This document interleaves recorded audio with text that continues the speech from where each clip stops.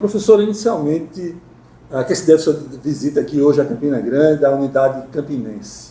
Pois é, eu tirei essa semana pré-carnavalesca, né, já que Recife fica super agitado, eu peguei essa agenda que seria um pouco mais parada, vamos dizer assim, lá no centro administrativo, para que eu conseguisse dar uma passadinha nas 3 unidades que a gente tem próxima a Recife. Então, ontem eu estava em João Pessoa, hoje eu estou aqui em Campina Grande e amanhã em Caruaru, né, fazendo essa visita rápida para que depois, né, a gente possa fazer aquelas visitas sistemáticas. Mas hoje foi para dar as boas-vindas, né, ao ano acadêmico que se inicia, porque, na verdade, recebemos os nossos alunos ontem e já fizemos semana pedagógica, congresso de aprendizagem, mas eu fiz questão de dar essa passada para que a gente pudesse dar pessoalmente essas boas-vindas à equipe acadêmica aqui da unidade. O que se descortina no ano educacional brasileiro nesse 2016, na sua perspectiva? Muitos desafios, né? Sempre muitos desafios. A gente sabe que cada turma que a gente recebe, que cada curso que está em conclusão, ou que se inicia, tem muitas perspectivas e cada um vem com muitos desejos, né? Então, a gente que está aqui nos bastidores, mas que, na verdade, fazemos a instituição, né, o reitor e toda a equipe, está sempre atenta a esses desejos, né, a fazer com que a motivação seja a mola propulsora dos alunos que estão chegando e que continue sendo dos alunos que estão em curso, né, porque a gente pega aí uma série de desejos diferentes, né? A gente tem que cuidar de quem está chegando, de quem está no meio do curso e precisa daquela motivação extra e preparar esse nosso aluno para o mercado de trabalho que está, né, sempre tão exigente. Eu vou alinhar 2 palavras que a senhora acaba de dizer, desejos e motivações, para saber falar um pouco sobre esses desafios que se descortinam na sala de aula contemporânea, derivada do mundo tecnológico, que recebe alunos que a gente poderia dizer, por assim dizer, grávidos de sonhos, né? Isso. Eu acho lindo quando a gente escuta, e sempre achei, né, quando aquela frase que a gente ouvia e continua ouvindo hoje: entrei na faculdade, entrei na universidade, a alegria da família ao saber disso. Então, eu acho que a responsabilidade do grupo nesse desafio é entender que essas demandas que existem do mercado de trabalho, e aí, respondendo a sua pergunta, os desafios tecnológicos, porque quem está chegando, eles estão ávidos, né, por uma metodologia que se adapte à sua própria vida, né? E a gente sabe hoje o quanto é difícil alinhar esses propósitos, essas motivações que os alunos trazem a uma realidade. A gente tem que cumprir componentes curriculares, né? E vem aí a inteligência artificial, né? Já veio há muito tempo, e a preparação dos professores nesse momento é fundamental, é tentar entender que a gente não vive sem essas tecnologias, a gente não vive num mundo paralelo, mas a gente tem que trabalhar o nosso aluno para saber como lidar, para que ele não se torne nem dependente, nem que seja algo que mude o cenário educacional, né? Porque quando a gente fala, hoje mesmo eu estava com um grupo de professores e houve esse comentário. Antigamente a gente pegava um dicionário e tinha todo o conhecimento lá. Depois veio a internet que a gente clicava e aí tinha todo o conhecimento. A inteligência artificial, ela vai além disso. Ela não dá só o conhecimento, ela escreve pelo aluno. Isso é que a gente precisa entender para que na sala de aula a gente faça o aluno usar, porque não tem jeito, ele vai usar a inteligência artificial em casa, mas ele vai trabalhar dentro de sala de aula como uma sala de aula invertida, com metodologias ativas, onde ele tenha que o que ele leu, o que ele, de alguma forma, compreendeu, possa ser usada em sala de aula de uma forma desafiadora, né? Para que ele torne aquele conhecimento aprendizagem. Na verdade, é uma espécie de, exagerando o poder de síntese, é uma espécie de transição com modulação, né? Pois é, mas aí essa modulação é a preocupação, né? Porque uma coisa é eu ter o conhecimento a qualquer momento na mão, outra coisa é eu não precisar sequer escrever. E aí como fica a criticidade, a criatividade, né? Como fica trabalhar essa autonomia do aluno?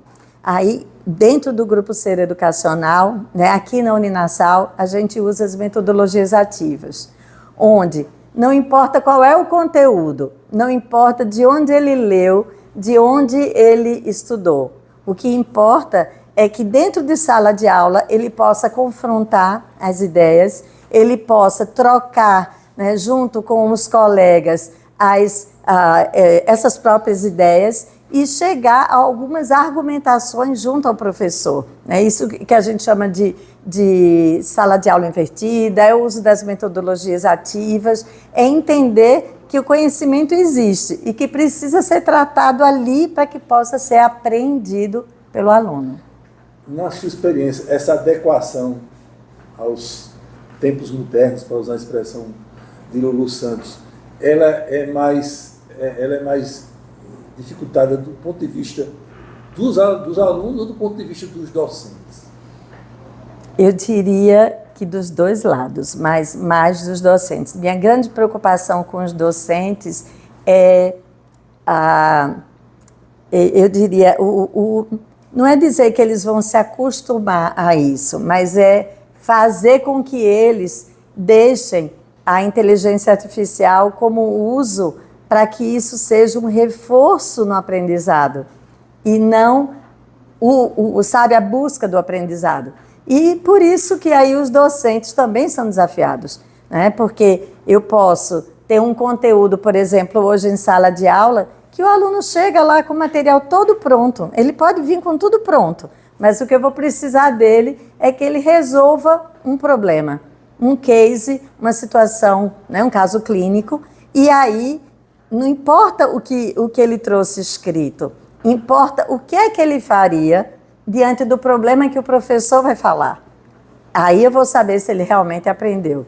De onde ele leu, sabe? De onde ele colheu o conhecimento, a gente, nesse momento, não vai importar. Vai importar ele consegue resolver questões, e aí eu acho que seria a grande frase, né? Aprender a pensar e tomar decisões. Em alguns países, e isso está se reproduzindo aqui no Brasil, é o caso mais recente, mais proeminente do INSPER, a proibição do aparelho celular na sala de aula. A senhora já consolidou uma opinião sobre usar ou não usar isso dentro da sala de aula? Já sim.